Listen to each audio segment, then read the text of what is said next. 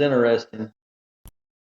It was, right? Now you see these conversations that I have, that was a perspective I've never heard someone express that perspective like that, I have to say. So, and he said there's many people like him, and I believe that. I just think he was somebody bold enough to come out and say expressly and clearly and directly what he feels, which I really greatly appreciate from Matt. Yeah, Um, it's a perspective that's out there, and a lot of that I can't speak for him, but a lot of that perspective, it is a view of black people in a negative light. It is yeah, a but he view, didn't see it that way, right? Like so, like I mean, we can't. but that's a so this is me once again saying yes, and I'm not putting this word on Matt, but I am saying that racism is real. Uh, it's it's something that's real, and the only way that we can stop racist people, is whenever we humanize each other. And Yeah. that's the like moving forward, like that's the one thing that we can do as a people, is to begin humanizing each other. And I know that we're all on different paths of doing that, and that it can be hard to humanize some some groups of people, especially if I would there's even been. say, Jason, that our society isn't really set up to allow for the humanization of many people. It's not.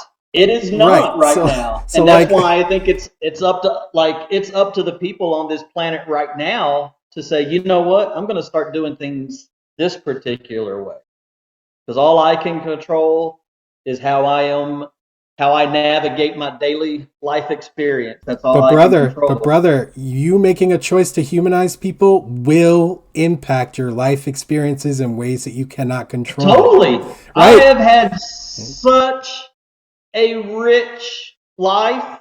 I mean, it's wild. And to think that there are people out there that think their life is richer by excluding people, I find that an oddly interesting concept. Yeah. Yeah. Well, we're just going to have to keep having the conversation. I'm glad that we got a better understanding of where we stand. I'm glad that you understand that I'm not against your empowered humanity theory, and that I just believe that like the problem of race and racism, this theory, right? It can only tangentially touch it the way it is right now, which is fine. It doesn't have to be a cure all. But like, I just think that it's very important that we make sure that that's how it's presented in terms of a solution to racism in specifically. But overall, like in terms of the way that you describe its impact, the way you describe its mechanism, I'm all on board with all of that. So yeah. Yeah. I think one of the biggest confusing factors is that whiteness is so associated with liberalism and capitalism, whereas and then some people are associating whiteness with like skin color. So there's a lot of junk that's preventing us from having, and not us like the me and you, but the collective us, from having these conversations, And think about because what Matt there's just said, right? Matt was just saying whiteness is an ethnicity. So right, yeah. right. But I do see that there is that we are lumping in whiteness with liberalism and capitalism, and that's one of the things that I'm trying to push back.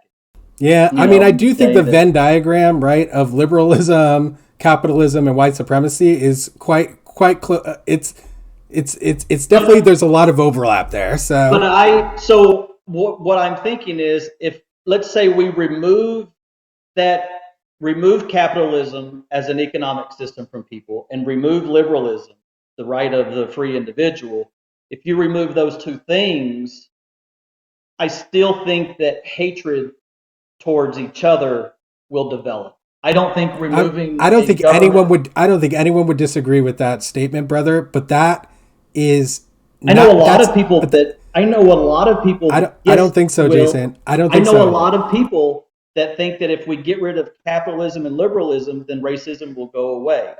I don't think that that's really what people mean when they say we need to get rid of capitalism and liberalism. What they really mean, first of all, nobody knows what would happen because like it's never happened. Tyranny will happen. Okay, we literally don't know because we have tyranny. Tyranny We will. have tyranny under. But If brother, there's no such thing as brother, freedom, then we've always had tyranny under capitalism. So like ultimately, like I mean, I'm just I can't pretend we may have a different kind of tyranny, and I agree with that. Okay, but like I'm just saying.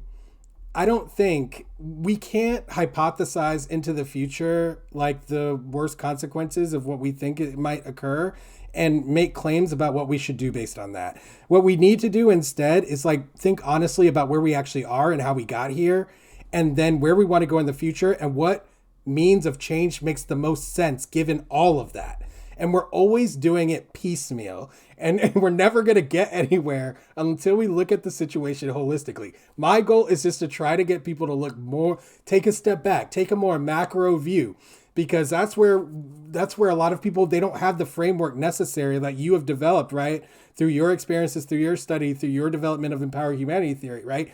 Like you have already done this work, but most people have not done it, brother. Okay? I agree. Yeah, and so like I don't think we're getting anywhere until a critical mass of people have gotten to the point where they can think about these issues with the care and the nuance that is involved. And we're just not there.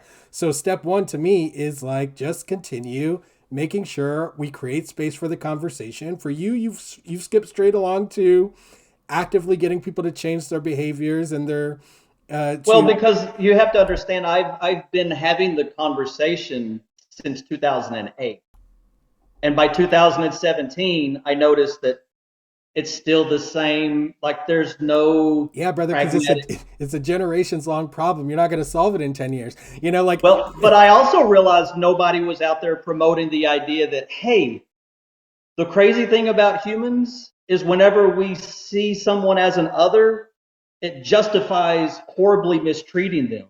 but And that's brother, what black slavery people have been was, and talking that's what about Jim this Crow was, and that's what forever, every single brother. communist revolution was. But you got to And realize that whenever black people humans have been view talking each about this other, hold on, forever. Will, whenever humans view each other as an individual, they don't hate each other. Whenever they view them as an other, awful things happen. Whenever they view them as a human, beautiful things happen. Yeah, it's just not a new idea, Jason. Okay, it's not like a 10-year-old But I'm the idea. only one out there that's actively promoting that. I And don't there think should that's be correct more either. people out there actively promoting that. Okay, The all right. more people that are actively promoting that, then we could have had this, we could have spent the past couple hours talking about how do we get rid of the Federal Reserve System or how do we solve some of these other complex issues. You know what I'm saying? I mean, I don't think one leads to the other, but like, I mean, I think we could still talk about that, but like, it's just ultimately, I think talking about race specifically and racial history and racial categories and racial present and racial future, I think it's radically different than talking about other complex issues because I think talking alone is enough in this context right now. Like, I actually do think having the conversation right now alone is like the most we can realistically ask of people. Um, just because of the nature of the problem. I don't want to break it down too much more than that because we're just gonna get in the weeds again. But like my goal, you know, in the next few years is to try to create an event, the anti-racism experience I'm calling it, where I go around to different communities and I literally just host and moderate a conversation similar to the one that we had today.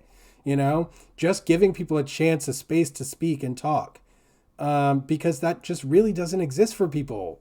So, Mm-hmm. like, I mean, I don't think that we can really realistic. Like, I do think that your approach in terms of getting people to strengthen those neural pathways, right, that are the ones that create the positive outcomes, the less tribal outcomes that we want.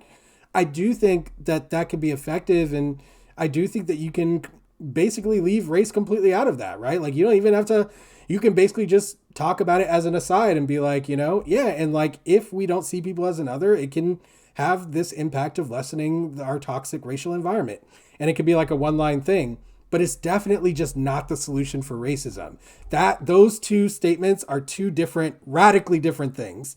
And so that is the thing that I always had an issue with the theory. It wasn't the theory itself. It wasn't even what you're doing. It wasn't even that we shouldn't be promoting it, which I think all of those things, I agree with it. I understand it. I think it should be promoted. It's simply not even remotely in the same dimension of a solution as the problem of race and racism is. And so that is What would be an additional solution other than making people's brains not racist towards each other? Like, what would be another? well, I mean, I think I said it, right? Which is that we just got to have conversations about it, right? Like, But in those conversations, it seems like there may be some humanization that's happened. yeah, and that does So I'm happen. wondering, like, what is something in addition to that that I'm will? glad that you asked this question. Like, to me, that's the best question you've ever asked me. But like, I feel like I don't really have time to give you a full answer. But like, this is kind of getting at the crux of what I think the actual issue is with this theory as a solution to racism, which is that um, people tend to leapfrog from living in a racist society to promoting a society where racism doesn't exist. And then they think that what that means is like acting as if it doesn't exist. Like, I'm not saying that that's what you're saying or promoting, but a lot of people, when they're presented with this idea from where they are, that is where they go. Like, you can watch that happen. I've seen it many times. And so like that is my fear, is that we have to like acknowledge these complications, I guess I would say, in what you're trying to do.